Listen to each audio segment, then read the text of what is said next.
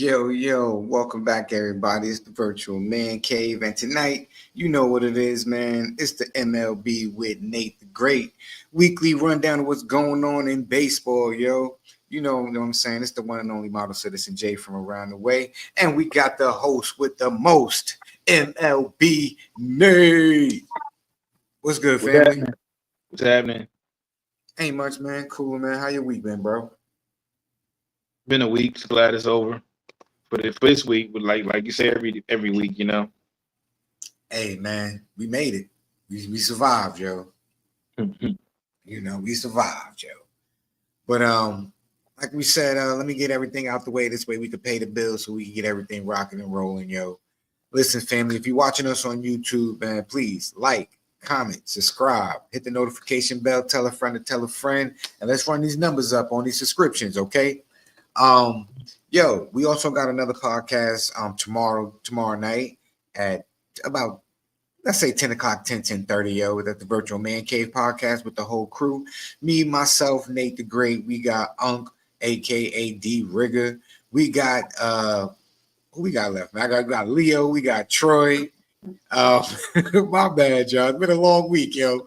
We got authors. I can't even do the AKAs right now, yo. Like I said, the week's been weakened, yo. But we still here. And we got Um, Corey making special guest appearances as well. Yeah, we got the mayor when he pop in, you know what I'm saying? Because he be busy. He be in the streets, man, making sure people's getting houses and stuff like that. He really is the mayor, yo. We don't be playing around when we say that, yo. We also got a podcast, D Rigger Presents Moments with Unc, yo, every Monday at 9:30.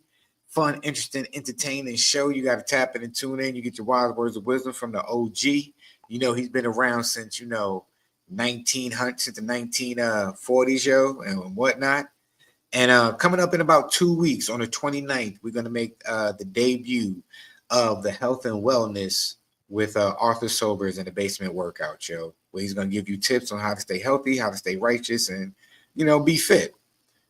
And last but not least, the disclaimer: the words and opinions expressed on this podcast are those solely based upon the people and individuals. They do not represent the totality of this platform or anybody else. So, in other words, we just speak for ourselves, y'all, and don't take it personal, man. We just be chilling, all right? So yeah, now that we got the bills out the way, Nate, man, what's going on, bro? Been a good week. Baseball, of course, they had their. It's been just like the All Star weekend that just went past. It was a great All Star weekend. I'll talk more about that after the highlights and a recap of the week.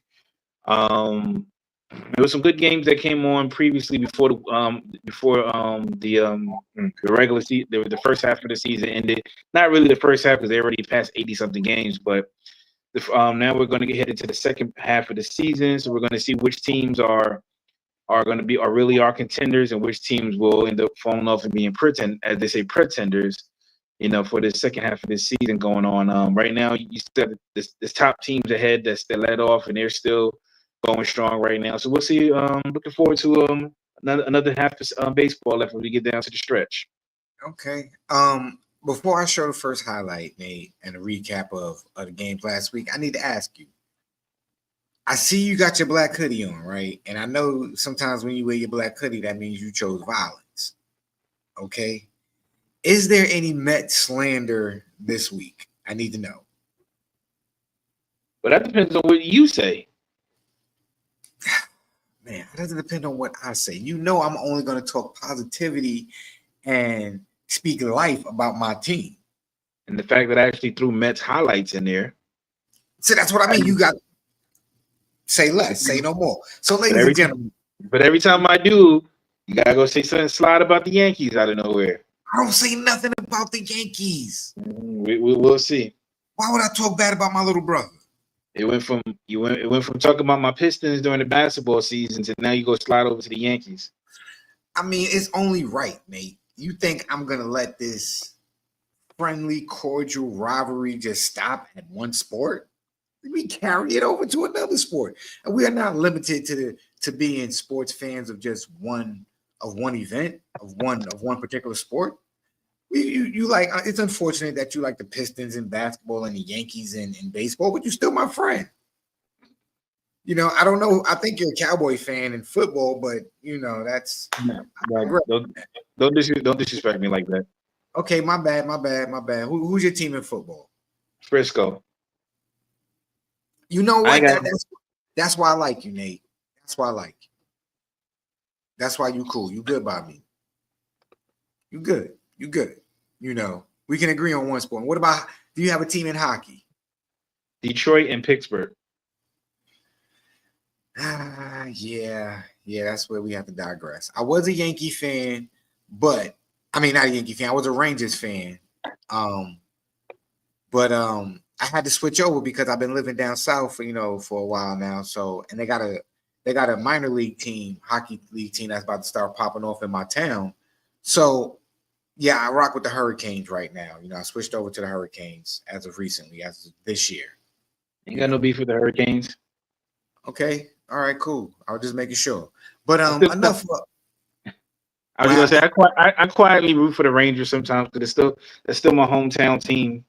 See, like I'm low key always gonna love the Rangers and whatnot, but I'm just gonna rock with the what you call Hurricanes right now. I'm out here in North Carolina, gotta let it do what it do. But enough about other sports. This is the MLB weekly rundown with Nate the Great. So let's get into this first highlight right here. Oh, let me bring it up. There. Here I am. Nope. Oh my goodness. It's almost like swim technique. I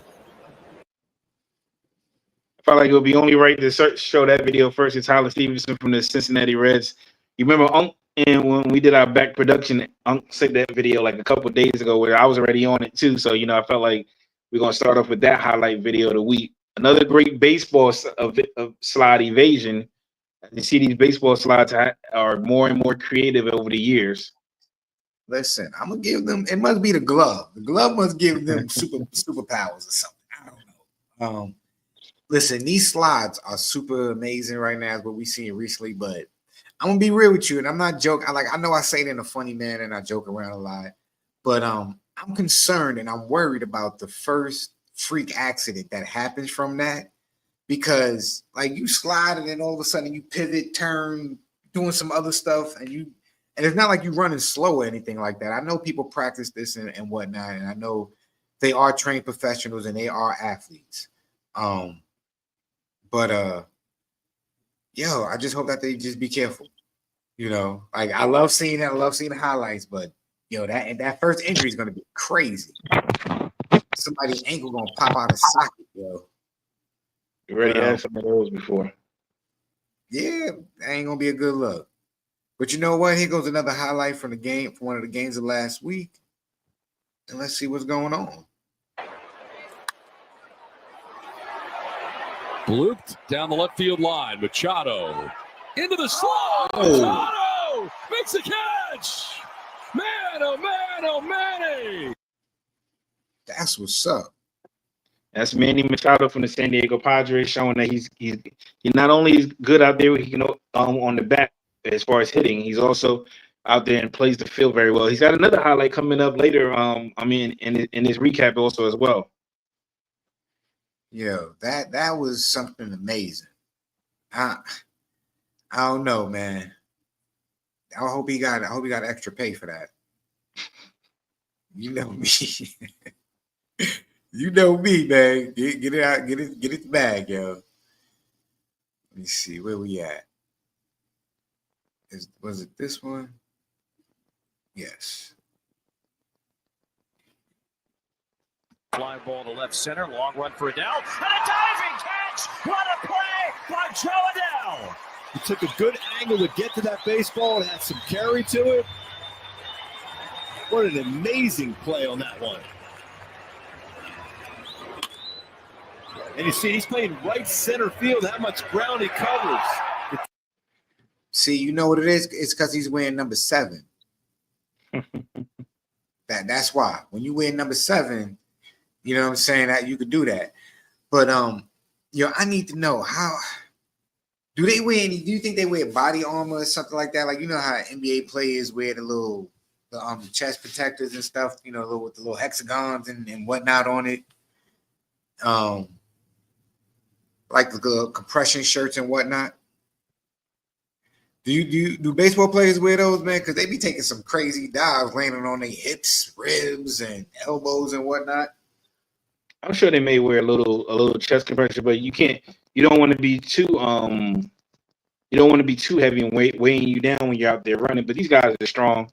I'm sure they have some type of protection under there a little bit. Some don't, you know, you slide in the grass. I would see that happen in more places like in Toronto where, you know, they're using AstroTurf where they used to use AstroTurf where, you know, it's almost feeling like you're landing on concrete a little bit. Listen, dirt, concrete, grass all feel the same when you land on it after you done took a dive. I mean, if you belly flop, yes. If you land on your hip and your ribs, listen, ground is undefeated. I ain't never seen nobody just dive into the ground and the ground break. There ain't nobody an Incredible Hulk out here. We ain't got no World Breaker Hulk. But let's see what we got going on in this next video.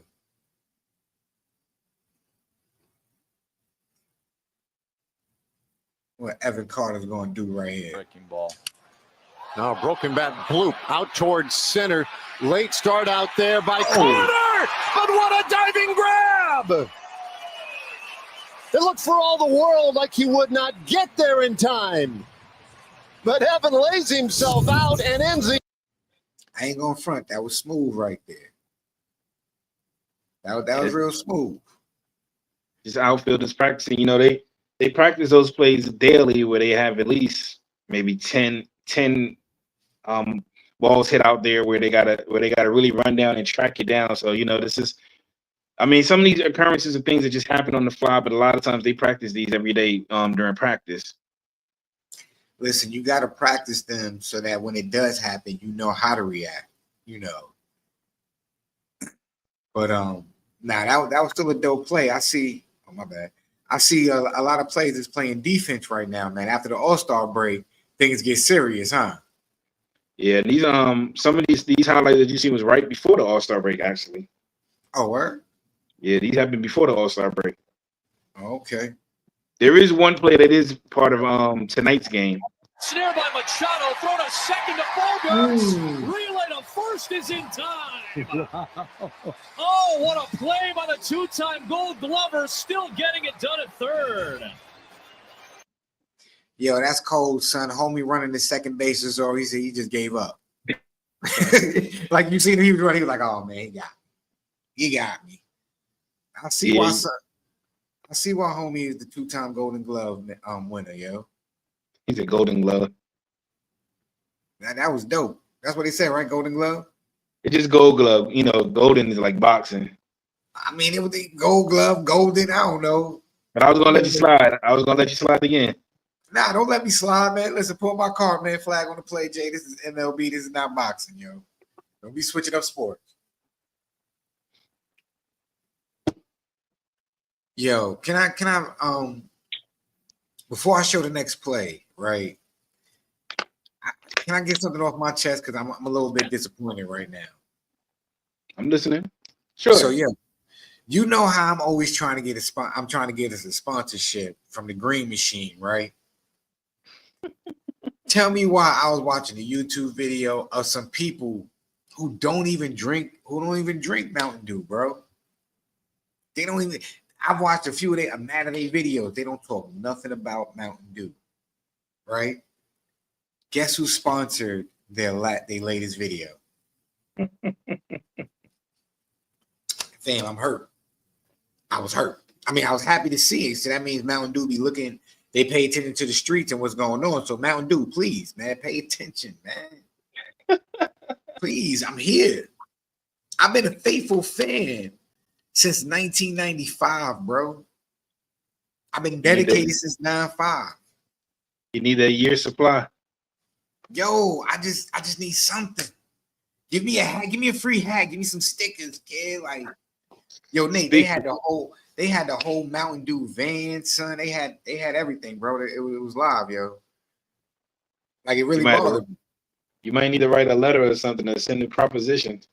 Yeah, I might have to. I might, you know what I'm saying, on behalf of the virtual man cave, yo, we need that Mountain Dew plug, yo. Like, we dope, we extreme, we live, we exciting. This is what we do. So we like Mountain Dew. You should align with us, yo. But that's my rant. I'm gonna leave it alone. Thank you very much, everybody, for listening. We got another video coming up right here.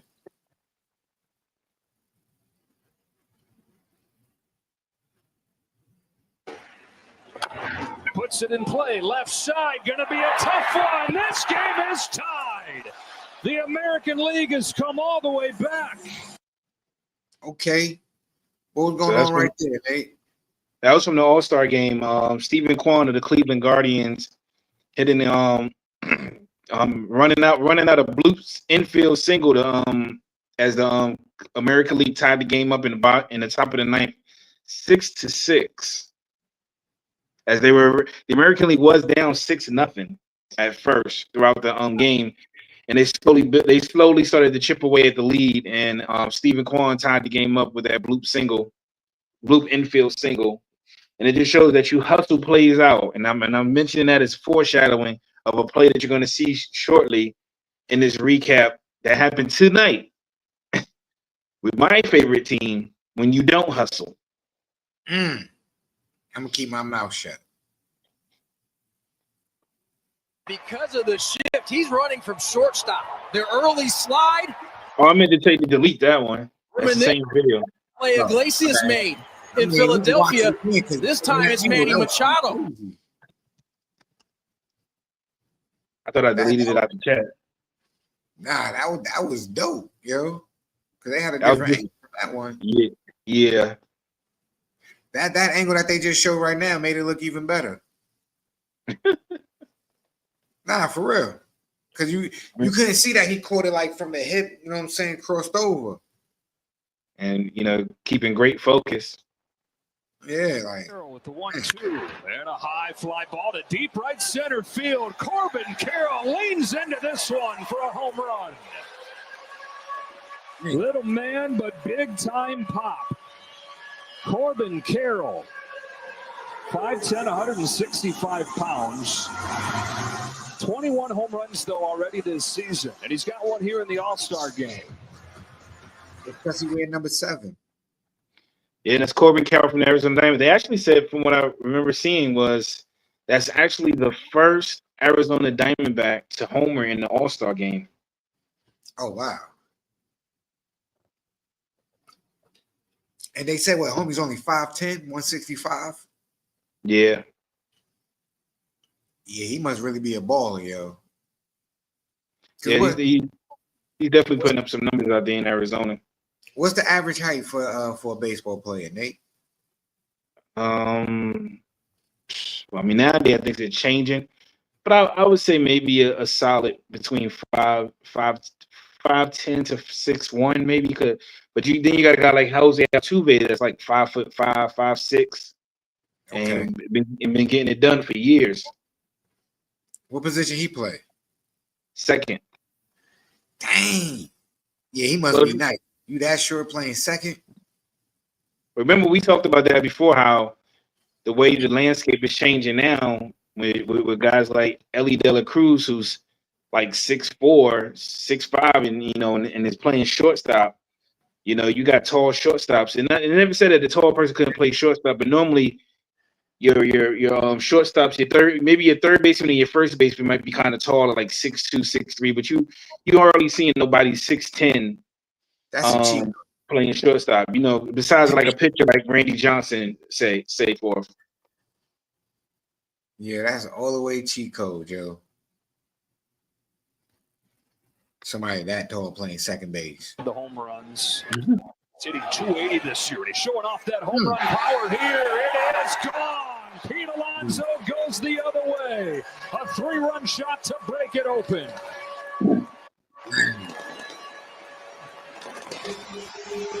That's amazing. I don't know if I saw this correctly, but there's a chance to see the replay. I'm wondering if he knew where that ball was going after it hit his bat. I don't know. You want to play again. But he's hitting 280 this year. Here it is gone. Pete Alonso goes the open.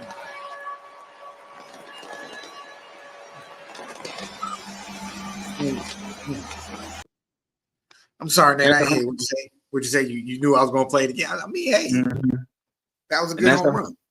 And that's a home run by the Mets first baseman Pete Alonso, aka the Polar Bear, making his name known during the All-Star break. Of course, Pete Alonso's known being a home run champion in the home run derby. He didn't participate this year. He decided to rest as far as the home run, because as we all know, the home run derby can take a lot of energy out of you. Do a lot of it best. It's good exercise though, because I go to the batting cage and just swing, and it's really good. That's basically what it is. The batting cage, the home run derby. It's good exercise. It's really good exercise, but it can put a lot of wear and tear on your arms and on your body continuously doing it. So Alonso's still having a great season this year, of course. Even though Juan Soto took most of the headlines, but his contract signing, Pete Alonso has flourished with Soto there. Now that they're giving him they walk Soto, and then Alonso just comes up and just cleans up. He just cleans it up. So now you can't even walk whatchamacallit no more. Right. You could walk you would walk Alonso, but now you can't. They'll walk Soto to get to Alonso, and he's like, okay, fine. I bet this is what you want. This is what you want to do. All right, I'm gonna teach you. You know what I mean? That's what happens. See, that's how you turn, when somebody think you the weak link, you be like, oh, okay, I'm gonna show you. Yeah, okay. Now we gonna get 2 runs, sucker. You put my homie on base. Now we both gotta come home. And now with the way he's been playing this year, though, putting pressure on the Mets on what they're gonna do as far as re-signing him for long term. Don't worry, we're gonna do the right thing like Spike Lee. You know what I mean? We're gonna do the right thing, yo. You ain't gotta worry about us. Schwarber in the air to center field, headed towards the wall, and he did. Oh, Schwarber's in the All-Star game. Oh, rallied in the swing. With the hat trick. Look out, Chop House. Man. Kyle Schwarber from the Philadelphia Phillies putting on the show during his swing off, which occurred after the 9th inning, which we'll go more into that as well. But he's showing out. Schwarber is a former home run derby participant and champion himself, so he was just going out there and showing what he does all year long for the Phillies. I mean, as long as he don't do it against the Mets, we good. Good. Now before you play this is the play I was referring to, as far as this is what happens when you don't continue running. And this happened tonight's game between the Yankees and the Atlanta Braves. Cody Bellinger hit a shot out to right field, which was caught by the Braves' Ronald Acuna. And Jay, play the video. All right. Frenchie, I'm stunned. We're when we come back, we'll dig into this. This was unbelievable. And high and deep to right. Over toward the line, Acuna's got it. Tagging from second is Bebas. Whoa! They got him! Are you kidding me? A frozen rope. Bebas cannot believe it. Frenchie, I'm just as shocked. Yeah, that's one of the young players, and his third base coach was telling him to slide, but he didn't, and I guess he thought he was in there. And that's just a mistake that I know that they talked about even during the Yankees broadcast. Commentators Michael Caden was saying, I know that's something that they talked about during when talking strategy before the game. Ronald Acuna has an arm out there, so you hustle it out. I mean, you should hustle it out regardless, always, never take it for granted. And as you see, he let up a couple steps before he got to third, thinking it's the easy slide, and it wasn't paying attention to see that Acuna was actually going for third base. And in the end, instead of it being runners on first and third, you ended up with an out at the end of the inning, and it turned into a double play. All I'm gonna say is that is uncalled for. Yankees, we don't do stuff like that. You know what I mean? You from New York, yo, play better, do better, be better, man. You know. But that's what little bros do, man. They make lazy mistakes like that, little bro. You know, so big bros here, I'm gonna guide you. I'm not even gonna yell at you as the big bro. The Mets big bro is not gonna yell at you. Nate, man, talk to your team, man. Tell them do better. We expect better, you know. We do. You can't be from New York being lazy like that. Like, come on, bro. Like, if there's one thing we can agree on, we not gonna be lazy. All right, Jay. I'm just saying, I'm not talking bad about the team. I'm just saying. Listen, y'all, leave in the comments if you think I was bashing the Yankees right now. I'm just saying that as a New York representative, you just can't be lackadaisical. You know, you can't be hard-headed and disobedient. Now listen to your coach when your coach says slide. Because I'm pretty sure if the Mets third base coach told the man to slide, he's gonna slide because I'll just have to say it. In Queens, we have better communication skills. It might be something wrong in the Bronx. They're not communicating right. You know, I do know one thing: the air quality in Queens is better. So you know, he might have had a problem because he practices in the Bronx. So he's, you know. But hopefully next time they do a little bit better, yo. You know what I'm saying, Nate? Yeah. Okay. You know, but on to the next video because I think Nate is finished listening to me bash the Yankees right now. But I think I did that respectfully, don't you? Oh, my! Oh, longest one of the night. Look at him. Even him, he can't believe he hit it that far. What? Ooh, that's nasty. Yo. 500 feet, yo. 513. So that was O'Neal Cruz, who you may remember of the Pittsburgh Pirates, who we were just talking about 2-3 weeks ago, about his lackadaisical play in the outfield. Yeah, that's him, Jay. Same one.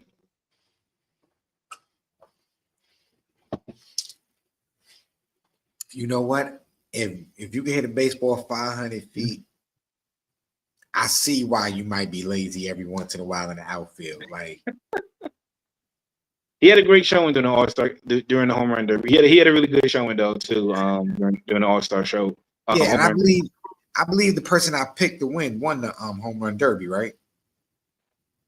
Who did you pick? The dude that won. Duh. Come on now. I was gonna see if you knew his name. Yeah, right. You know I ain't gonna know his name. That was funny. It's been tough to hit. Fastball is hit hard in the air to left center field. Back goes Stowers. It is gone. The American League is on the board on a home run from Brent Rooker.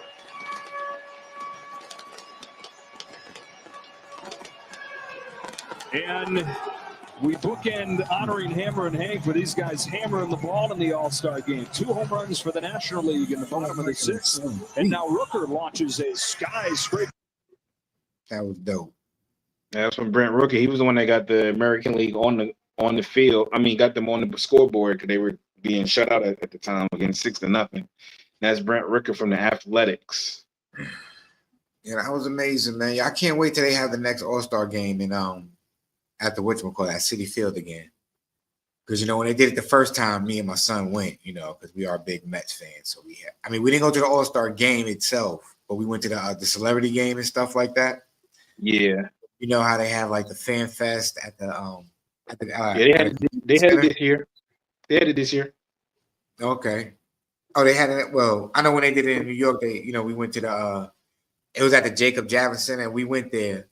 And because I was a T-Mobile customer and stuff like that, they gave us we had the Easy Pass, the Fast Lane, because T-Mobile was sponsoring the whatchamacallit. So it was kind of dope. We had it was a fun event. So I know the All-Star break and All-Star game. That was mad fun, yo. But that was a dope highlight reel of the recap of last week's games. Now we get to move on over to the to the news and what's going on in the world, Joe. So as far as this news, this continues with the All-Star break. It was a really great weekend for the All-Star weekend. Better, one of the better ones actually this season. From the HBCU. I mean, that's HBC from the HBCU Classic on Friday to the Celebrity All-Star Game to the three. They had a new version, like a 3-on-3 home run derby that they had as well with some of the women's softball pro softball players that went on Sunday. You had the MLB draft that happened on Sunday as well, which was a great showing. Of course, through the home run derby for the major league players on Monday, and finished off by the actual All-Star game on Tuesday. The city of Atlanta really came out and they really supported. Really welcome Major League Baseball in, and Major League Baseball did a great job of putting on a show that was something to remember. You had performances, even at the All-Star game itself. You know, Jermaine Dupri and Ludacris sang "Welcome to Atlanta," which I knew they were going to sing, and I got nothing against the song. I just knew though he was going to sing that song. You know, I just knew he was going to sing "Welcome to Atlanta." Sound like you hating me. No, I actually like the song. It just I knew he was going. I said they said who gonna perform? I said yeah, they singing "Welcome to Atlanta," which is nothing wrong. You should always show your hometown allegiance. You know, sometimes hometown allegiance gets carried away a little bit because while I might be from New York, I like people from all over. I don't get all caught up in the, you know, this is my hometown, all this other nonsense. You know, sometimes people get a little unruly where it's like, hey, look, chill. You know, it ain't that deep. You know. Nah, but sound like you was hating, bro. I'm just saying. Like you be calling me out when I say I sound like a hater. Yeah, you sound like you was hating, yo. That's because you're just being an antagonist the entire time. Wow, I'm being an antagonist. How am I being an antagonist? Because I'm trying to let you know that I believe that your team should perform better, yo, and they need to perform better because they represent in New York, yo, and I know they can do better, and I want them to do better, yo. You mean like the Mets losing tonight 8-4, leaving the bases loaded in the bottom of the ninth inning? I warned you, Jay. I warned you. I warned you about keep sliding on my Yankees. I was trying to chill and not say nothing. I was watching the game in the back. 3-2, full count, bases loaded. Mets down 8-4. Pop up to second base. Try not to say nothing, but you just kept egging it on. Yeah, you know Zaxby's got some good lemon pepper wings, yo. They really do. I ain't even gonna hold you. Yeah. But that's why your man got thrown out, though, son. So it don't even matter, yo. But on to the news, though. You know what I'm saying? The first video I got for the news, because we're going to leave it at that, because Nate just hated. And, yeah, he a natural born hater, yo. So this first video is showing the people of Atlanta welcoming during the All-Star weekend, and it's a great painting that you see that was created, and show the video of what was going on this over the weekend. Are you going to talk over it, Nate? I'll put it on mute. Oh, no, I didn't. I wasn't going to talk. But as you can see, this artwork on the bottle. Yeah, you can play it a little bit. Nope, all right, it's not playing now. It is playing. I see it. No, I'm talking about the sound I don't want to play. That's because you muted it. I unmuted it, fool. See? Mute, unmute. But either way, this was this is one of the paintings that were made during the All-Star weekend for the city of Atlanta, welcoming to the All-Star weekend. The culmination of just so much energy, so much time, so much effort, and at the end of the day, so much love has gone into like not only the creation of this beautiful artwork on the bottle, but also this mural and also this moment.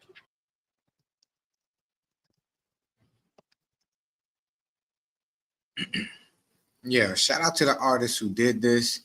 Shout out to the whole city of Atlanta. shout out to the person who owns that building that said, "Yo, let's do it, yo. I'm down with it, yo." Yeah, it was really nice, the show. And for me, I feel like baseball, while they've always been known to be they were behind the curve with a lot of things. They're slowly trying to build back that interest in baseball for everyone, because at one point, especially during the early 90s, before the strike in 94, they were America's sport. Football was there. Football was definitely right on their heels, but baseball was still holding on by a thread at the time. But they were, at one point, baseball was America's sport. That strike really hurt them at one point. They lost their fans, and then when they finally got the fans back, unfortunately, it was during one of the steroid era, which everybody knows about. But they're really they're striving more and more to be able to market and get people back into watching the game. And this video that's about to come up is a nice little montage, and this is courtesy of MLB, Major League Baseball, and their YouTube, off their YouTube, so you can check the full video out if you want to, without our commentary or anything. And it was a tribute to Hank Aaron.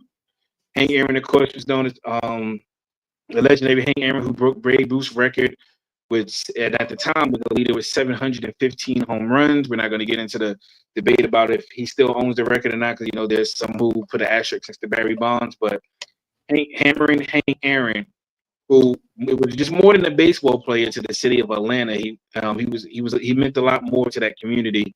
They gave him a tribute because the All-Star game was on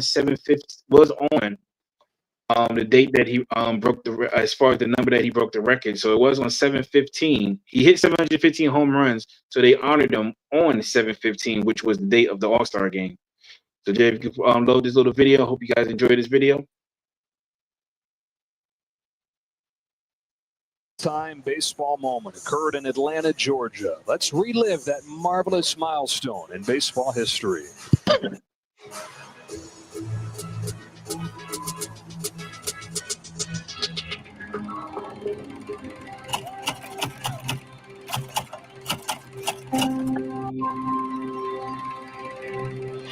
it doesn't take a mind reader to read the collective mind that's here in this ballpark tonight. They came to see him pass the babe. Once again, a standing ovation for Henry Aaron. So the confrontation for the second time. Aaron walked in the second inning.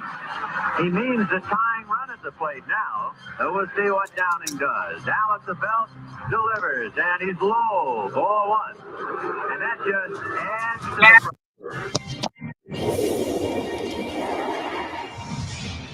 He's sitting on 7-14. Here's the pitch by Downing.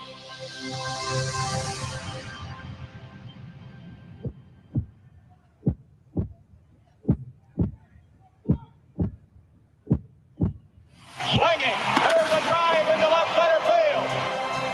That ball is going to be out of here. It's gone. It's 7:15. There's a new home run champion of all time, and it's Henry Aaron. The fireworks are going. Henry Aaron is coming around third. His teammates are at home plate, and listen to this crowd.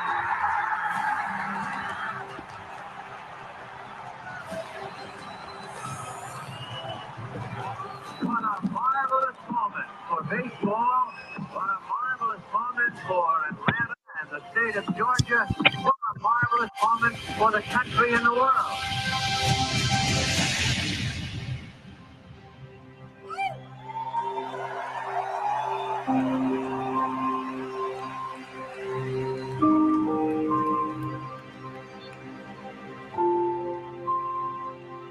I think that people can look at me and say, he was a great baseball player, but he was even a greater human being.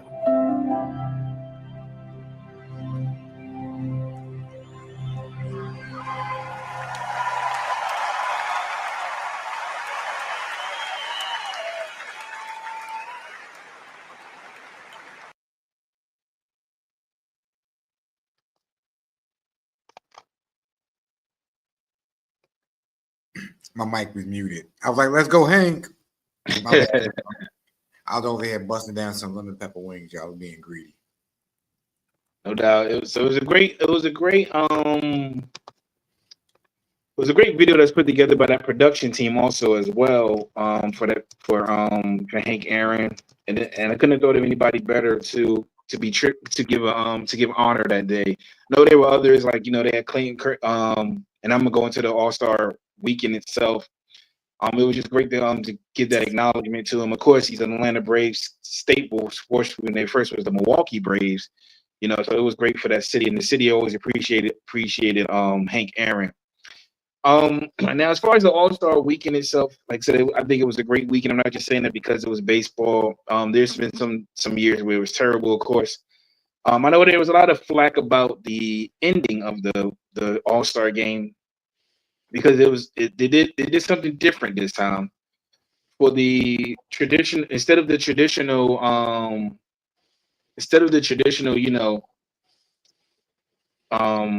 keep playing until the home team wins, or if the road team, like extra innings and such forth, they did a swing off, and they chose 4 players from each side to do like a swing off. Everybody gets 3 swings. Whoever has the most at the end wins, and that point that gives you 1 run ahead. So of course the National League ended up winning, making it total 7-6. Kyle Schwarber was in there, Brent Rooker was in there, Randy Arozarena from the Seattle Mariners in there. There were some who were complaining because Judge and Ohtani weren't in it. Judge and Ohtani, I feel like those guys, they've already had the spotlight before. They already are talked about enough in the league. They picked these players. They're both captains of each team, so they picked these players before the game, the All-Star game started in general. They knew that if it went to sudden death, as they want to kind of say it is, these are the players they want to have represent. I think they did that, and I think it was a classy move by those guys. So instead of taking the spotlight, they decided to let other players get some extra shine also as well. Kyle Schwarber, again, like I said, he's not participating in the home run contest anymore these days lately. But it was good to see him get a couple swings in, show you what kind of player he is. Brent Rooker got to shine. Randy Rosarena, who's been really great out there in Seattle, of course, being all those years in Tampa Bay. And I thought it added some fun and intrigue because, one, the players weren't overexerting themselves. A lot of these players and a lot of these teams, these players they're in playoff hunts right now with their teams. So you don't want to try to have this game go 15, 16 innings because you don't want to tire guys out. And the main reason baseball probably did this was, for those who may not remember, back in 2011, probably the worst ending to one of the worst, if not the worst ending, one of the worst endings in baseball history of All-Star game. It ended in a tie after 11 innings. And that was done by the late commissioner, former commissioner Bud Selig, where they called the game, all the players had been used. So going forward, they had changed it where the rule was at first, the winner, I guess, to make players play harder, just like the NBA had. Whoever wins that league gets home field for the World Series, which, some dispute about, if I have a better record and I'm in the National League, just because the American League won, that shouldn't allow the American League to have home field. But I thought it was good. I think it's a change in the times a little bit. Some of the older traditional players, like, they play all the way. They could have at least did the runner starts on second base and go from there. But I think it was the right decision to make. It was kind of fun and exciting because people like to see the fans, especially casual fans, who those are the ones you're trying to get to watch the games more. Us more dedicated fans, we're gonna watch regardless. But to the other audience that you're out there appealing to, especially those who may have never watched an All-Star game and this is their first time watching it, or even your young players who maybe are only stuck and think basketball is only exciting and football and such forth and other sports, and they may decide to sit and watch All-Star game and they got really in tune to it and they say, oh, I like this, And I'm not saying this is something you would do during the regular season or during the playoffs, but during something like an exhibition like the All-Star game, a swing off I think is great. Hockey does it. Hockey already does it during the regular season and stuff, but then they do it also. Would you suggest during preseason? Huh? Would you suggest having a swing off during preseason? It's usually not too many extra inning games in preseason though, really. But you could if you wanted to. I'm just saying, like, if there was, extra inning games in preseason and whatnot, would you? Excuse me. Would you want to see that implemented, and just to make it exciting? You know what I'm saying? Just to have fun. I guess it depends on when they're playing, because sometimes in the preseason, the teams are playing each other. Like you might have half of the Yankees team playing the other half of the team. Sometimes the starters, then you might play some of the minor league teams. So sometimes you have the minor league teams playing against the pros. So you don't want to oversaturate it either, So I think having it at the All-Star break, because some were complaining, oh, well, we saw a home run derby the night before. Yeah, but that was the home run derby with a different set of rules. Home run derby, you hit the home runs a certain amount. If you hit it a certain amount of feet, it used to be, I think it's still about 440 feet. If you hit 2 within your regular time, you get 30 extra bonus seconds. But they did change some of the rules up this year. So that's on the time. That's time. You only get 3 pitches. Softball, and not professional softball, for those who may play like myself, who played, rec softball, regular leagues, you'll have extra innings sometimes, then you have sudden death. And in sudden death, what happens is you'll get 1 pitch. It's either going to be a ball or it's going to be a strike. So if it's a strike, you're out. If it's a ball, you take the base, and then the next person come up, and it's 1 pitch. So that's kind of our version. So I think it's actually a good thing. I don't see anything wrong with it at all, personally. You know what? I think I might play some softball next season. I'm lying, yeah, I probably won't. But yeah, I think it'll be fun. My pops used to play softball back in the day. I think that's a big problem with baseball is, yes, you can still remain traditional, but there's some things you can change, and it's an all-star game. It's supposed to be fun. So make it fun, you get too caught up in things and talking about the days of DiMaggio and Roof and them, yes, they were great players in their time, and they were legends, and they always will be legends, but this is a new day and time, a new audience that's watching, a new audience that baseball is trying to continue to captivate and bring in new audience to continue going forward. Because right now, they're sport number 3. You look at baseball, the combine, right? Mm-hmm. They're way behind on the combine. NFL, NBA's had combines where they've been airing it, but baseball has tried since during the I think I want to say 2022, maybe 2021, they started the combines, and I watch them. I watch it for 6-7 hours during the day. They now have an MLB draft, which came up about 2-3 years ago, and while it's way behind, and it's hard to follow a lot of teams, especially with baseball, and then following college, just like it is in college sports, and then some of these teams come from these schools that you never heard of, but while they might be behind, the fact that they're at least making an effort to try to appeal to all audiences, because at one time they used to think it was only one demographic that controlled the league and only was in the league. Then you had the Negro League that came along, and the black players who integrated in, and Jackie Robinson breaking that barrier.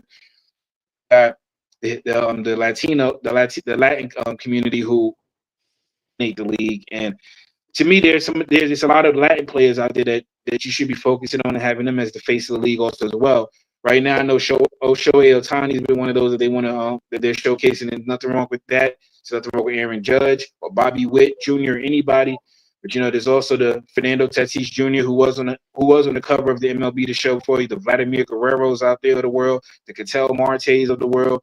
There's a lot of great players out there, and baseball has to just work on focusing. And like Ken Griffey Jr. has been one of those who also said too about baseball just marketing and making the league fun, to where people want to come out. Because during the summertime, what's really in the summertime but baseball most of the time?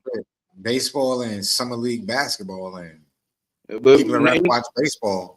Nobody's really taking stock in the summer league, and I'm not shading basketball because if you're a basketball head, you're gonna watch it regardless. I understand.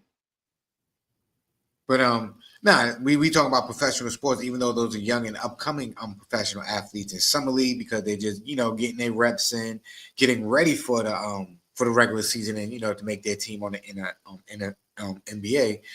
But as far as like true professionals in the heart of their season and what they're doing. Yeah, it's baseball, man. The summertime is meant for baseball, yo. I told you, got to get your popcorn, your pretzel, and your Mountain Dew, and you post up and you chill, man. That is perfect baseball food. That's all you need. Get a large popcorn, get a nice, lightly salted pretzel with some mustard. You know what I mean? And then get yourself a nice 32-ounce Mountain Dew. You chill, you post up, and you watch the game, yo. You do your 7-inning stretch, and then you get up out of there before the 9th inning, yo.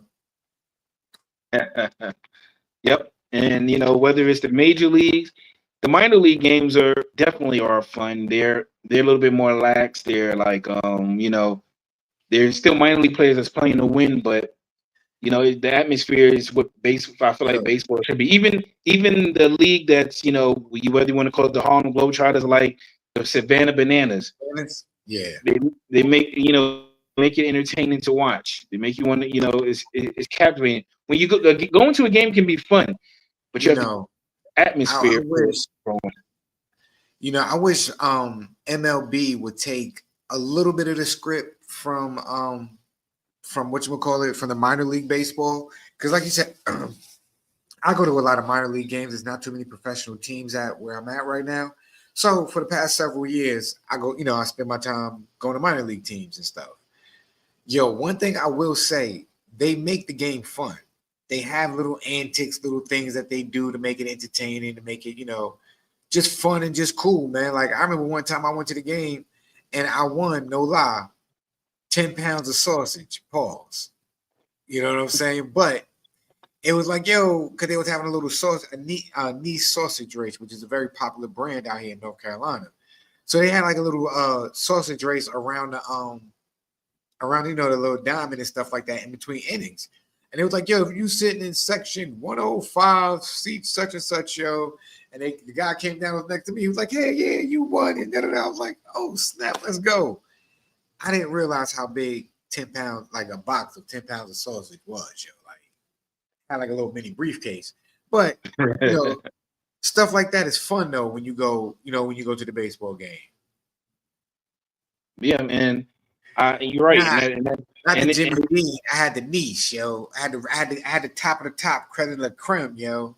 And just like the young kids who come to the games, they watch the games. They high off of sugar because they're eating cotton candy, and then they sit out there and sometimes you get a chance to see your favorite player that you came to see, and you might give you a baseball or might sign the baseball bat for you or a hat or something like that, and that's an experience, just like any other sport. And baseball, I feel like has to continue working at it because people are always trying to just always hold the steroid era over their head or hold the Black Sox saving games way back in 1919 when pretty much everybody now who's reporting on baseball wasn't even born during that time. And they're holding that against baseball. And yes, it is a black eye on the sport at a time. Yes, it was.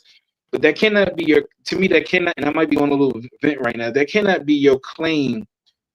Yeah, that cannot be your go-to every time when you want to talk about baseball and why nobody wants to watch baseball and why it's not exciting or whatever. You can't add up all the time. Are we going to continue to bring up? How about, because right now, has got a black eye with all these sport betting going. That's all throughout all the leagues.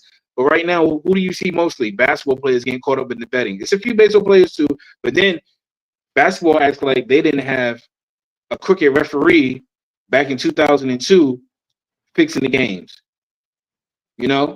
Football act like they didn't have bounty games put on by defensive coordinators to try to go out to headhunt quarterbacks and things like that. Football players are out here doing stuff off the field as it is. You see football players in the news today, off the field shenanigans and stuff that they're doing. So why is it they always want to come at baseball though? They sweep that stuff under the rug. They talk about it for a hot minute, but baseball they want to hold on to the steroid scandal and baseball turned bottom. Everybody was juiced up and they were cheating and this and that. And they're quick to always talk bad about baseball, about the game like that.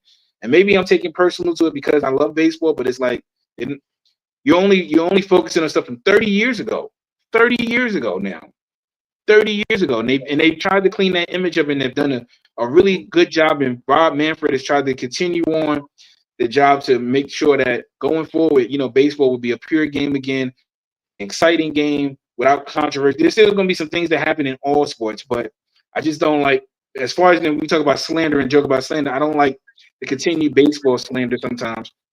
And then a lot of times these networks, and I know I'm just a little fish here in this podcast or reporting, and these bigger networks got way more money, people are way more invested in them, but they sit there and they make their comments, yet half the time they hardly ever have any baseball analysts up there talking about the game. They got a bunch of people up there who don't watch not one single game at all.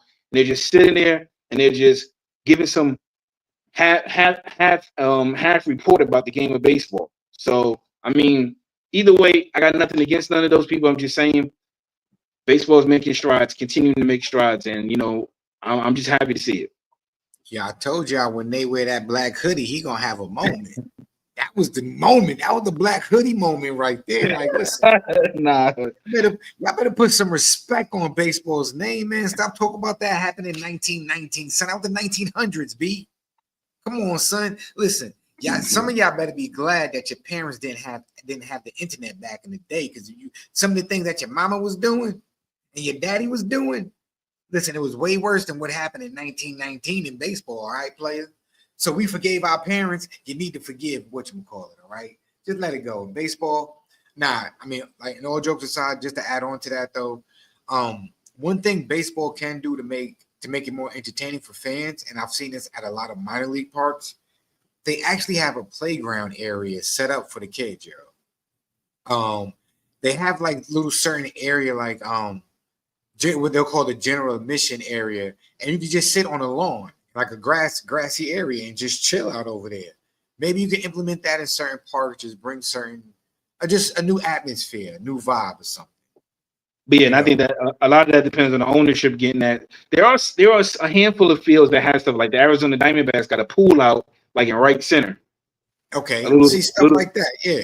A little small pool, people go jump in and they go have fun and whatever, things like that, But yeah, they got continued working. You got the resources, and you got former players, especially guys who just finished playing, who can help with that. And I think that's a big thing that they need to lean on too as well. Our elders of the old days, we appreciate you.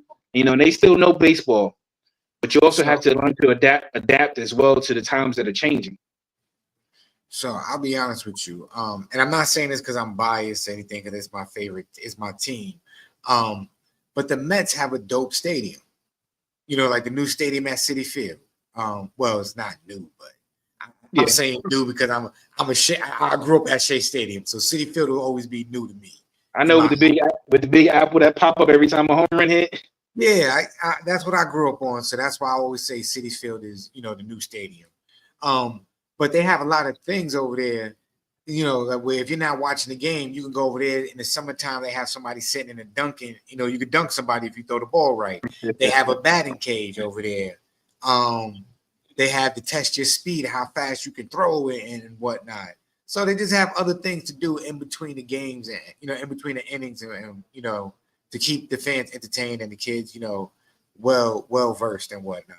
So I don't know, man. Owners, take some responsibility and maybe just switch up the atmosphere to bring in more fans, to generate more fans. That's all. But we got one more video for the news, Nate. I do. Wait, what's that? Well, not a video. Let me see. My bad, y'all. My bad. Is that the ML? Is that the draft list? Should be. Yeah, we got the draft list, and we got your men's in them. Yeah. So I think the draft should be next, right? It should have, but I remixed it real fast. My bad. No, that's cool. So yeah, so the Tampa Bay Rays have decided to be sold to Patrick Zalewski for $1.7 billion. This actual final sale should be going into effect in September. It has been told that they do plan on the repairs for the stadium moving on. Of course, everybody know the Rays. They had the hurricane last year down there, and the roof was ripped off the top of the stadium out there in Tampa. So they were not was able to play in the play out there this year. So they moved down. And they're playing at George Steinbrenner Field, which is the home of the Yankees minor league team. So they're playing there currently right now this season. There's plans for a $1.3 billion stadium in St. Petersburg. It crashed that they begin this spring. So there was talks about them possibly, but there was strong talks about the Rays actually continuing and staying in Tampa instead of going to St. Petersburg. Of course, in the city, out there some people are worried about, of course, the minor leagues as well, the Tampa Bay Rowdies they have out there, about them not having a home to play in as well. Then the Tampa Bay Rays, of course, have been around since 1998. They started as the Tampa Bay Devil Rays. The team changed its name from the Devil Rays to the Rays, and they have been around. They won two. They've been to the World Series twice. They won 4 American League East titles. The price of it, and it's a big jump from the $200 million that Stu Sternberg had paid for it back in 2004. So we're going to see how they're going to go forward. I mean, they're in Tampa. One thing they say the team, but they also said the team will have to, because even if the deal is approved by the MLB owners, they will have to stay in Tropicana Field at least through 2028. And then because of the move, it's an extra year because of the move, that's what they've added an extra year. So 2028 will be how long they'll at least have to stay there until they can actually move from Tropicana Field. I'm hoping actually they stay in Tampa. I know teams are relocating, but I guess Florida in general to me will always be a football state first and foremost. Will always be football over everything. Then maybe you have between basketball and baseball. Tampa, right now the Rays are are playing incredible right now, better than most people thought right now. And they're in the hunt for the American League division. So I guess we're going to see where they land at in the next few years. I'm hoping they do actually just stay in Tampa. You know how strong I was about the A's moving from Oakland, and now they're playing in Sacramento, where there's a lot of complaints about the field out there in Sacramento. While they wait for their stadium to be complete in Las Vegas. Listen, I want to know where these people be getting these billions from. This is crazy. Well, these owners have been billionaires already. Most of them are all billionaires, through different investment firms, or they got these shell companies and such forth. So a lot of these owners have different kinds of ways they make money. Just like the Mets owner, and they're billionaires, so they can buy the team outright. Because you remember when he was buying the Mets, A-Rod and Jennifer Lopez wanted to buy the team also as well, but they decided not to go with them. Yeah, I'm glad they didn't. Alex Rodriguez, A-Rod knows baseball though, but I think just him being a former Yankee, I feel like he would have sabotaged us. I wouldn't have trusted him. Once a Yankee, always a Yankee. I can't trust you, bro. He's a Seattle Mariner to me. But anyway, a Texas Ranger to me. But he knows baseball. I think maybe they tried to stay away from him also because he was buying it at the time with a person that he was dating. And when the team, you had that in I think in LA where the team was divorced, where the wife and the husband are divorced, and now you got to figure out who gets what of the team, before Major League Baseball takes over. And the Mets, honestly, they needed a and this is no shade, this is true, Jay. They needed a one sole owner, and they needed some I'm trying to get the right word, some stability. Because you remember they were still that Bernie Madoff situation. Yeah, I know. And that's why that's why I can't say that right now. Like you speaking facts, Nate. Like even though I be joking around and talking my talk though. Nah, you non-biased and you definitely be speaking your facts though. And it's hard for any team, in all honesty, that they need a one team owner. You know what I'm saying? Like every team I just think needs one owner, because when you have a collective, people have different ideas and different directions in which they might want the team to go. And, it causes issues sometimes. It causes you remember, and actually there was an interview done on that I watched when I was sitting back watching TV one day with Steve Phillips, remember, former general manager of the Mets. He was talking about how he talked about the Bobby Bonilla contract thing, and it sounded like a good thing at the time. And then with the Bernie Madoff thing, because, the Wilpons had made money off of that at first. But he was just summarizing some of it. He was talking about how, then what ended up happening afterwards. We all know what happened after that with the scandal. And then the Mets owed a lot of money, and Major League Baseball was kind of bailing them out for the next couple of years. Yo, when is Bobby Bonilla's contract up, yo? 2035. When did he sign with the Mets? It was only supposed to be for like $60-something million, I think, and I think he was supposed to only get like another $6 million or something, but they deferred the payments, and I guess they thought because with that, I mean, even though they did that, they were able to get like Mike Hampton and those guys, and they made that run to the World Series. But I mean, that 1.5 or whatever you paying a year, you paying a lot of guys way more than that, I mean, I know you paying a lot of guys more than that, but like, yo, imagine throwing away 1.5 million every year, Nate. That's like every year you got to give up like $3,000, yo, to somebody. Like you got to send somebody a $3,000 check that hasn't played for your organization in like 500 decades, yo. And that's what Steve Phillips was saying. Like he felt like they might have been the starters of that because since then now everybody does it. And you see, look at the Dodgers with Ohtani. Oh yeah, we definitely the pioneers for that dumbness. You gonna call it dumbness? Oh, that's dumb, bro. Like, I mean, in my opinion, because like in Bobby Bonilla, that's smart. Hey, bro, I'm still getting a check. That's generational wealth. Like my family's taken care of. You know what I mean? Like we good. We straight, yo. Man. I can live over 500. I can live over 500,000. I still got $1 million coming every year, yo. Like, come on, man. Yeah, but yeah, that's what was I forgot what I was even talking about. Oh yeah, that's what happened as far as the Tampa Bay Rays. So we'll see what goes forward with the Rays and their organization as they go into new management. Let's see what we got going on next. Since you was remixing. Oh, we got this right here. You zoom in for that a little bit, even though I got it up too. This is Sunday was the MLB draft. Of course, the draft has 3 rounds. There were over 500 picks. The Washington Nationals had the number 1 pick, and they selected shortstop Eli Willits from Fort Cobb Broxton High School in Oklahoma at shortstop. A lot of people were surprised that. I wonder how many times growing up he heard, "What you talking about, Willis?" Kids. Kids. We're mean when we're young, so we tease people.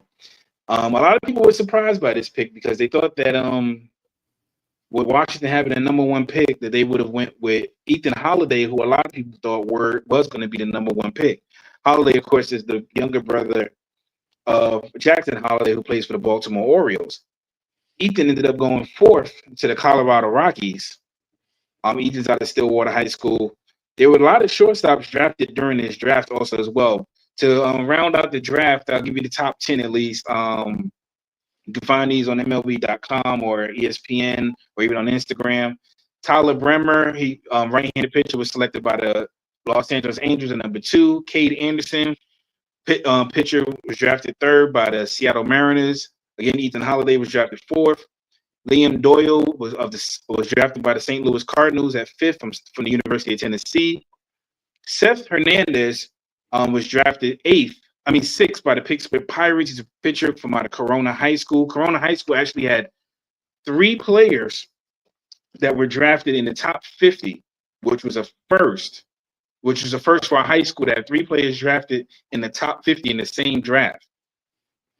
Avia Arquette of the Miami Marlins was drafted 7th from out of Oregon State.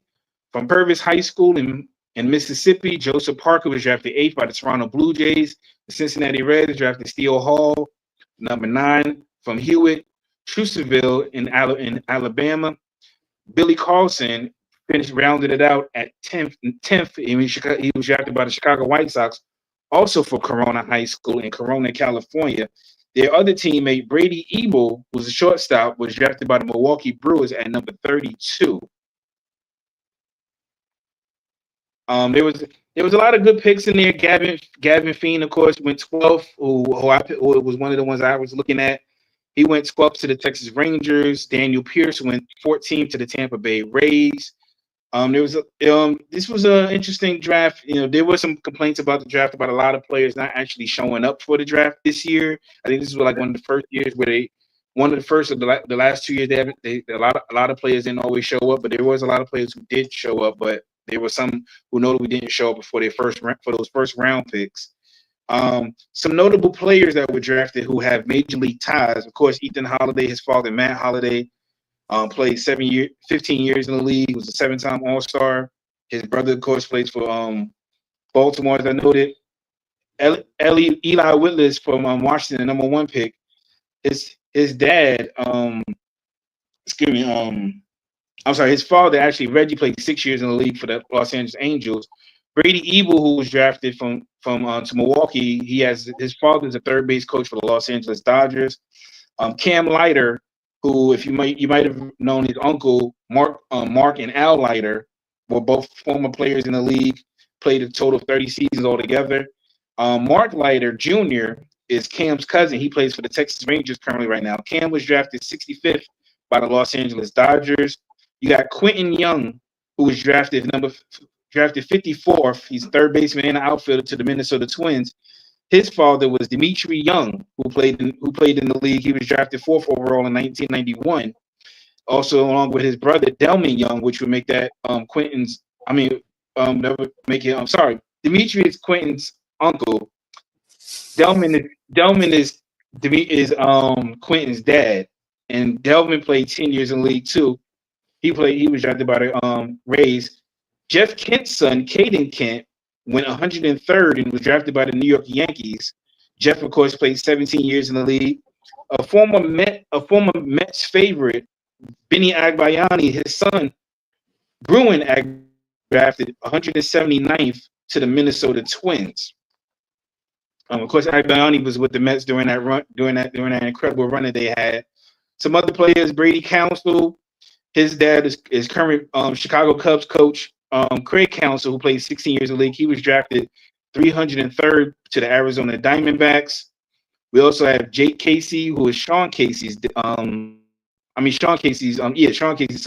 who played 12 years. He was drafted 442nd to the Toronto Blue Jays. And Mark Grudzielanek was a former player for 15 years. His son, Bryce Martin Grudzielanek, shortstop, was drafted 614th by the New York Yankees. There was a lot of other picks in there. Way too many picks to go through in this amount of time that we have for the show. But you can check out all of the picks. I think it was a good draft. This was a really strong draft class this year. You had some other guys like Gavin Keelan that was drafted by the San Francisco Giants. You had Andrew Fisher drafted by the Milwaukee Brewers at 20th. Jordan Yost was drafted by the Detroit Tigers at 24th. So this is a really strong class this year. So we're going to see how all of them pan out, because with the shortstops, the thing about it is, then they were saying, and it was being said that possibly with the shortstops, thing you can do is, even though they're a shortstop, you can move them to second base, third base, maybe move to a different position. So that might be the case with Eli Willits. I'm sorry if that's his last name wrong, because I'm thinking about the Nationals currently have C.J. Abrams at shortstop. Now, unless C.J. moves over to a different position, you can move Eli. Maybe he'll start at third base, or maybe he'll start at second base. So we'll see. And I'm not sure if maybe they were more highly on him than Ethan Holiday, because he may have been expected more to come in and play at shortstop. I'm not sure exactly, but we'll see how these players pan out in their future for the NBA. So not the NBA, for the MLB. So we'll look forward to these guys. Wish them all the best of luck as they try to as they live out their dreams. Yo, get that bag, fellas, man. Get the bag, yo. You're out there, been playing it your whole life. Get that money. You know what I mean? But the last topic we got for the news, man, for the news segment is coming up right here, Nate. We got one more, but I forgot to send it. But I'm gonna see. You'll be glad because I saved it for last. Okay. Kyle Gibson, pitcher, has retired from Major League Baseball after 13 years. His free agent said Gibson has dealt with a lot of injuries recently. He was last playing for the Baltimore Orioles. He had a career of 112 wins, 111 losses with a 4.60 ERA. He pitched through 334 games. He had 1,520 strikeouts. One of his best seasons, he had 198 strikeouts in 2023. Gibson was born in Greenfield, Indiana, back on October 23rd in 1987. He is 37 years old. His major league debut was with the Minnesota Twins on June 29th of 2013. Last game he pitched with the Orioles was May 17th of this year.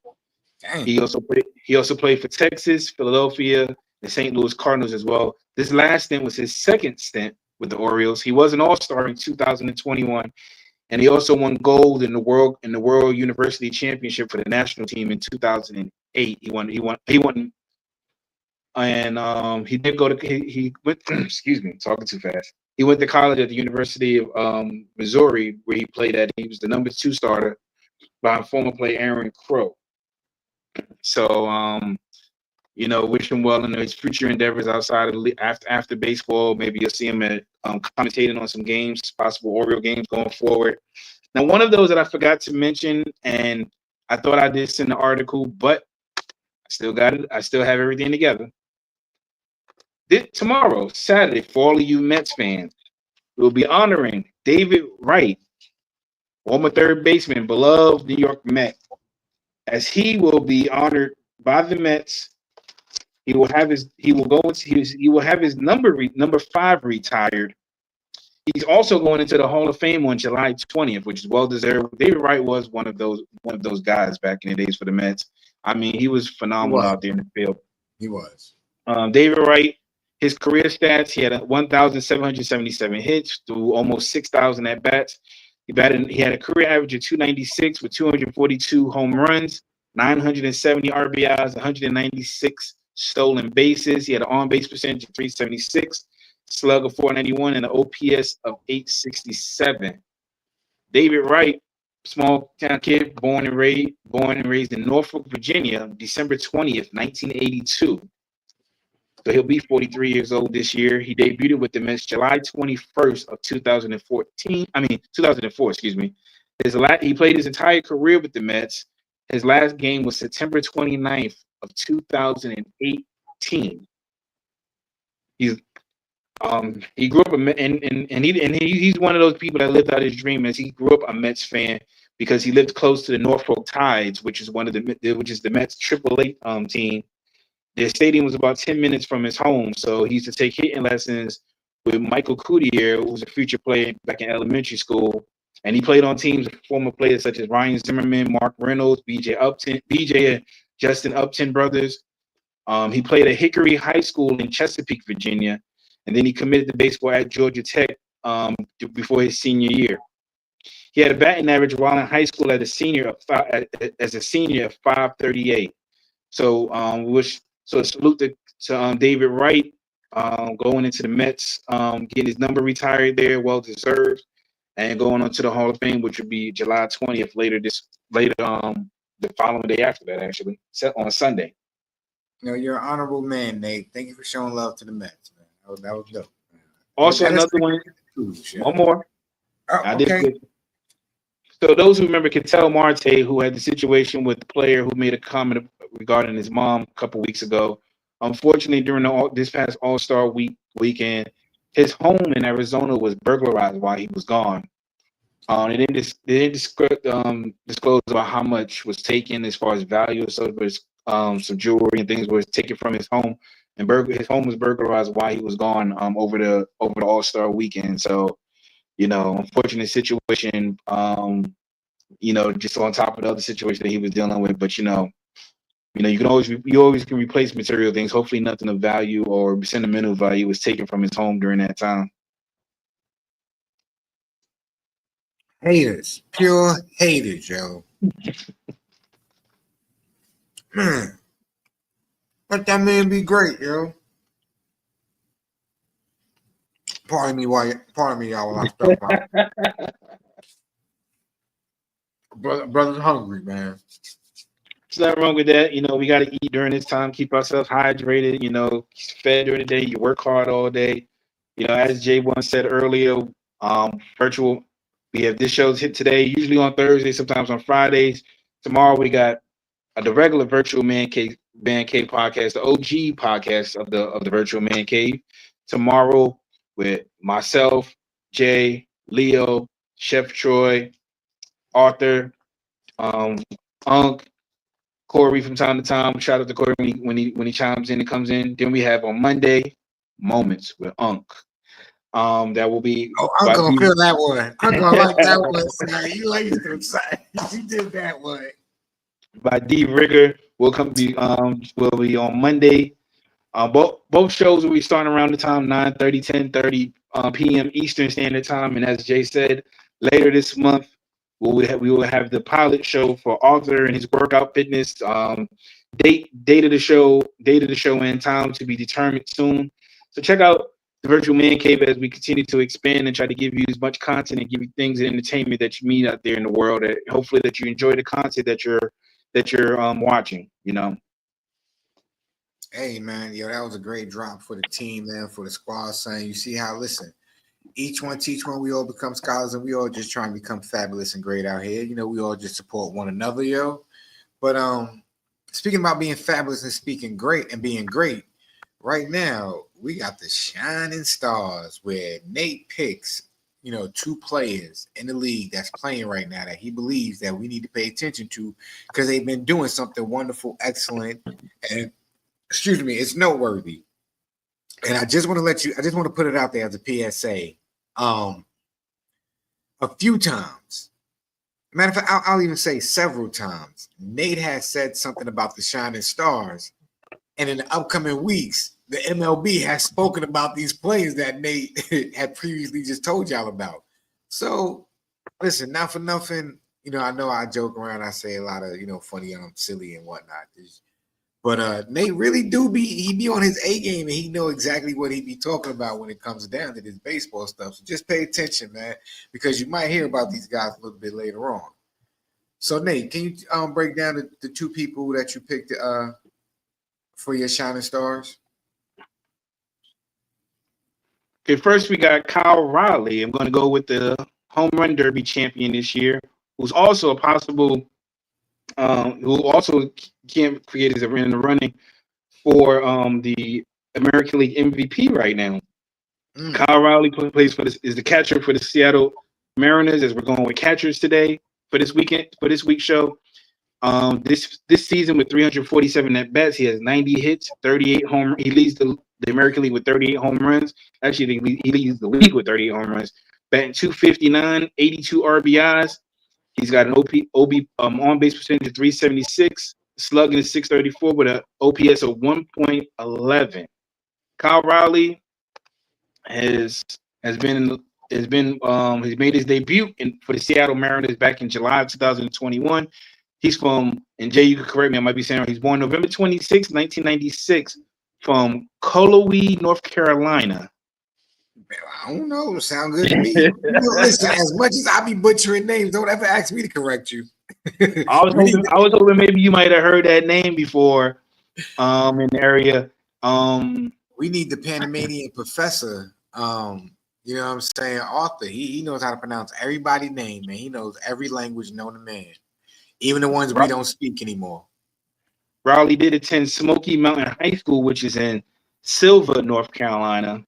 In his senior year, he batted .469 with 10 home runs and 20 stolen bases, and he was named All-American by Louisville Slugger, Max Preps, and Under Armour. He's a 2025. He made his first All-Star appearance this year. He was Gold Glove Award last year, along with a Platinum Glove Award last year, representing for the Seattle Mariners, who are currently right now in the mix of the first place for the Seattle Mariners. They battle for first place with the Houston Astros. Okay. We're going to pay attention to Kyle Riley. We're going to pay attention to North Carolina boy. And who we got right here, Nate? And then we have for the National League, for our shining stars, we have Sean Murphy, who's also a catcher from representing for the Atlanta Braves. Murphy did actually seen him watch him play tonight against the playing against the Yankees. Oh yeah. And Sean Murphy, a little bit about his background. I apologize for the little delay. He was born October 4th, 1984, from Peekskill, New York. He made his major league debut for the then Oakland Athletics in September of 2019. His current stats: he's batting .234 with 93 home runs, 278 runs batted, and that's his career. But sorry, for this season, he has 199 at bats, 46 hits, 16 home runs, batting .231 with 38 RBIs. Excuse that, somebody's loud out there with their car or their motorcycle. There's an on-base percentage of 311, OPS of 824. Sean Murphy, like I said, he was born in Peekskill, New York. He attended Centerville High School in Centerville, Ohio, and then he went to Wright State University, where he played for the Wright State Raiders. In 2015, he played collegiate summer baseball with the Orleans Firebirds of the Cape Cod Baseball League and was named league all-star. So those are our shining stars for this week. We went with catchers. Next week we'll have our shining stars. I just kind of put them out whenever. So I might do shortstop, I might do first, and we have second base left. So it's going to be an infielder. Just not sure which. You'll just see you next week to see who's going to be our shining stars. So tune in. Hey, listen, and I guarantee you, yo, whoever he talk about, yo, listen, he will definitely. You will hear about them next week in a few upcoming weeks, yo. Just opinions. I appreciate Jay with the hyping it up. Nah, listen, it's not even hype, because that's not what I don't even do things like that, yo. I'm just keeping it 100. Like, there's been a few times where I've noticed, like you spoken about a player, then I might be watching ESPN or something like that, or just going through like TikTok or Facebook or whatever. And yo, somebody like it'll be an ESPN highlight about this player, and they be talking about this player, and I'm like, yo, Nate, man, my boy Nate be on it, yo. Pause. You know, like he know exactly what he's talking about when it comes to this. But that was dope for the Shining Stars, yo. Now we got the upcoming games to look out for, yo. So for upcoming games, we have this week that's currently going on right now, this weekend. We've got, as you see, we got the Braves versus the Yankees that's going on right now. Of course, the Braves took the opener for today's game against the Yankees 7-3. Braves came out the gate on the Yankees, and the Yankees never recovered from that. Other important games we got, as I said, the American League West division rivals, the Houston Astros, going up against the Seattle Mariners. The Astros still currently have a lead in first place over the Mariners. Right now, they're in the top of the sixth inning. They're playing in Seattle. The Mariners are up 1-0 in the top of the sixth inning. We have the Milwaukee Brewers visiting LA and playing the Dodgers. Milwaukee currently holds a 1-0 lead over the Dodgers in the top of the sixth inning. Earlier today, the Chicago Cubs defeated the Boston Red Sox 4-1.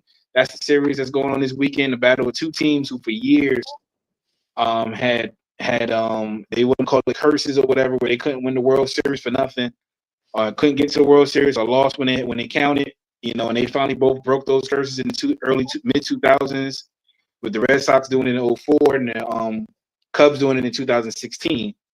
We also got the Blue Jays and the Giants, who I think is a good series between the Blue Jays, who've been one of the hotter teams, and the Giants, of course, when they acquired Rafael Devers. Blue Jays did shut out the Giants today 4-0. The Mets and the Reds, two of the younger exciting teams out there in the league, are playing this weekend. Catch the rest of the games this week, Saturday and Sunday. And also, I would say, even though I didn't have it in there, Detroit and Texas, it's a good series. Texas actually beat Detroit. Detroit has the best record in the major leagues right now. Texas did shut them out 2-0 today. And then going into the rest of the week, going into the beginning of next week's series, we have a couple games that to look out for.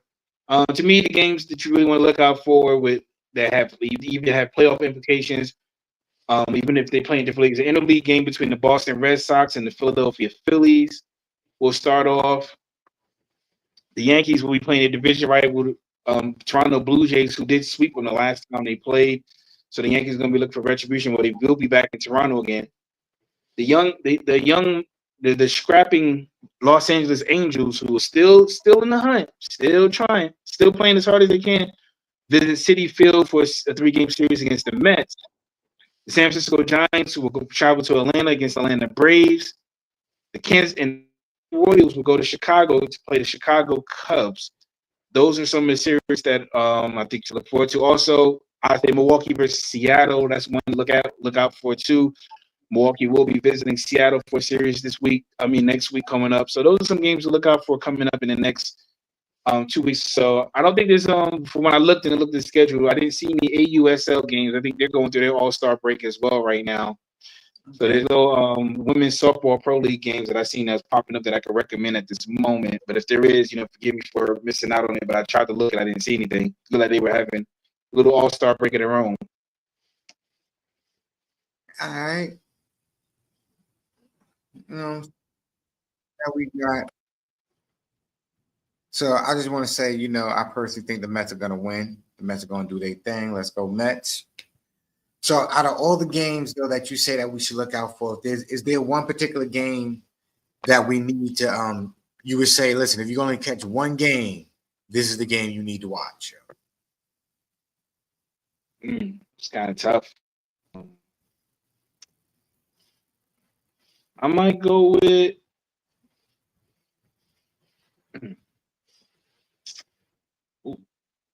it's a good one. I'll probably say the games from this weekend will be more. There's nothing against the games from next weekend, but I think if you had to watch any of the games this week, a game from this weekend that you might want to tune into would be Boston and Chicago. Okay. Yeah, you heard it first, y'all. Boston versus Chicago. That is the game to pay attention to this week. That is that is the wave, yo.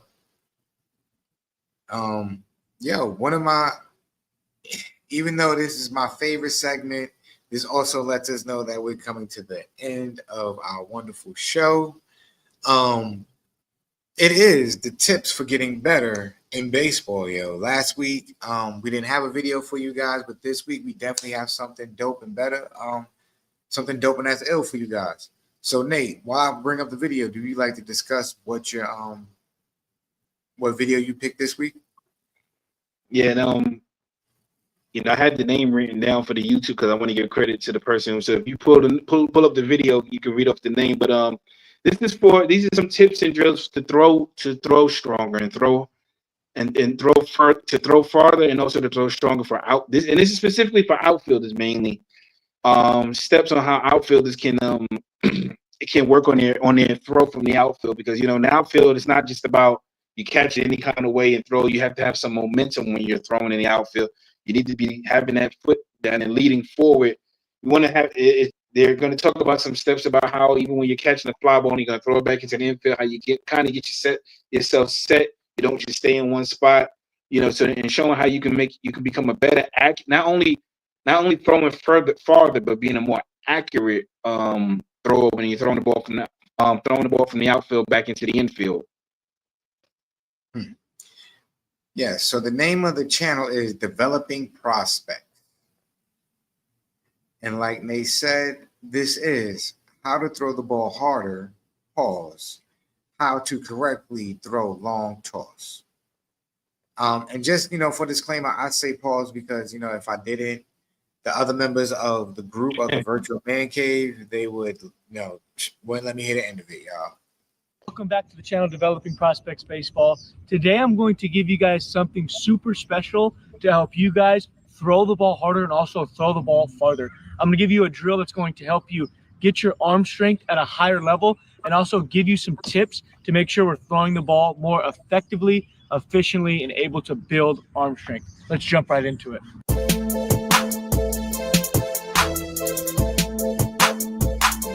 How do I get my arm to be healthier? I haven't thrown in a while. I come out to the field and my arm is sore.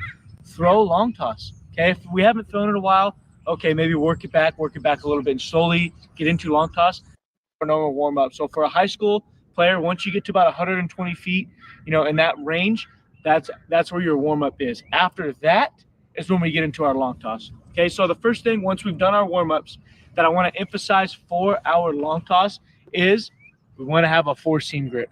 Okay, so many players I see, they're grabbing a 2-seam, they're grabbing, whatever.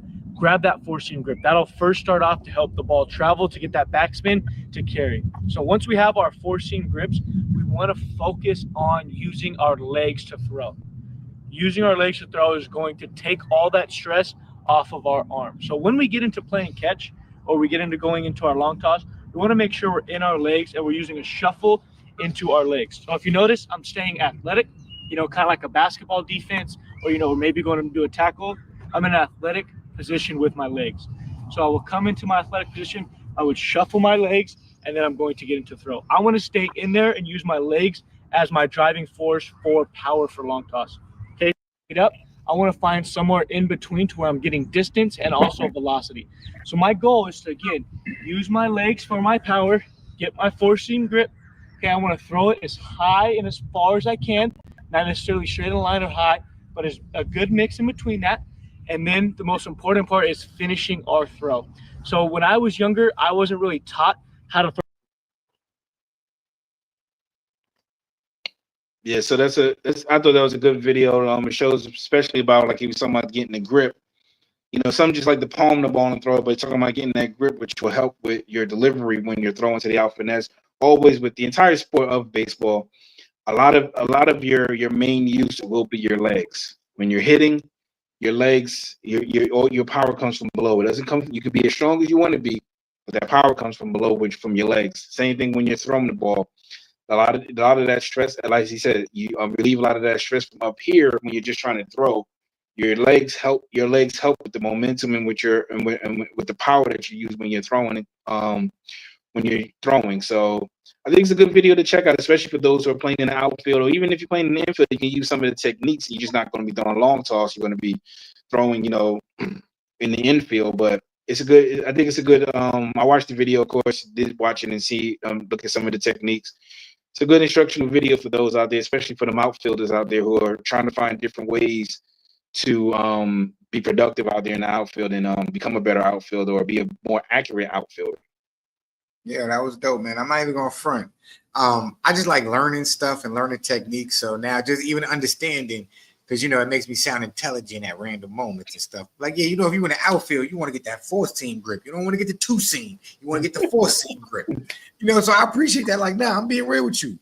I pay attention and stuff like that. That's information, little tidbits that stick with me because in my for my 9 to 5, I work with children and stuff, and some of them do play baseball. So I can be able to connect with them, kick it with them, build a little rapport with them, and tell them help them develop their game a little bit better. So on behalf of me and other people who learn from that, I appreciate you, Nate. Man, that's good looking, yo. No problem. But yeah, that wraps up tonight's episode of the weekly MLB rundown with Nate the Great, yo, and your host, Model Citizen J. Nate already told you about all the wonderful episodes and programs and podcasts that we have on this channel, yo. Please like, comment, subscribe, tell a friend to tell a friend, hit the notification bell. Before we get up out of here, Nate, anything you want to let the people know? Continue striving for what you want in your life. Don't let nobody tell you. Try it for yourself. Hey, you heard it, man. Do it for yourself, man. You know what I'm going to say, yo, because this is the MLB with Nate the Great podcast. Yo, my baseball players, get to the bag, yo. Again, thank y'all for tapping in and tuning in. We appreciate y'all. We're going to see y'all next week, yo. We out of here, family.